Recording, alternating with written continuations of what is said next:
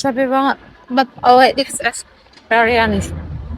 Wuih, aku kayak ngampung banget di sini, asli. Yang pertama, ternyata jalan kakinya ada bunyi-bunyi gitu. I never see that before. Jadi kalau kita mau jalan kaki, dia tunggu bunyi dulu. Tadi aku jalan kaki nggak dari zebra crossnya itu.